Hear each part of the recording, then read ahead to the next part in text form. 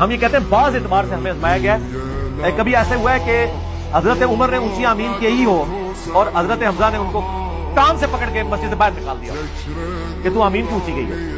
کیا ہوا ہے کدھر؟ تو ہمارے ساتھ تو ہو رہا ہے. دوسری بات, کس صحابی کو اس فطرے سے گزرنا پڑا ہے کہ اس کا باپ مسلمان ہو اور وہ اپنے بیٹے مسلمان کو کافر سمجھتا ہو؟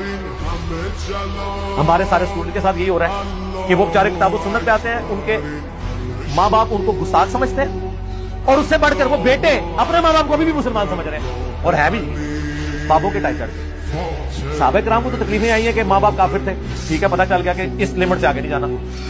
ہمارے اسٹوڈنٹ کو یہ خطرہ لگا ہوا ہے کہ رات کو ہو سکتا ہے کہ ابا جی ذبح کر کے اپنی جنت پکی کر لیں, اور وہ بچہ تو ابا جی کو مسلمان سمجھ رہا ہے. یہ ازمائش کی صحابی کو گزرنا پڑا ہے.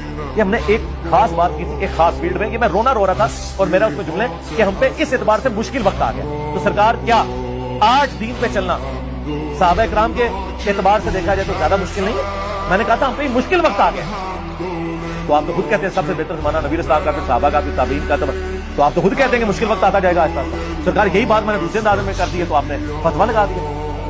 اس سے بڑی بات اگر وہ کہتے ہیں اس کو حدیث سے ثابت کریں تو سنیں جناب, ترمذی میں حدیث ہے, نبی اسلام نے فرمایا جب دین میں فتنوں کا دور آئے گا, جو شخص دین پہ چلے گا اور صبر کرے گا اسے 50 بندوں کے برابر اجر ملے گا. صحابہ کرام نے کہا کہ 50 اس زمانے کے, فرمایا نہیں, تمہارے 50 کے برابر اس اکیلے کو بعد میں آنے والے.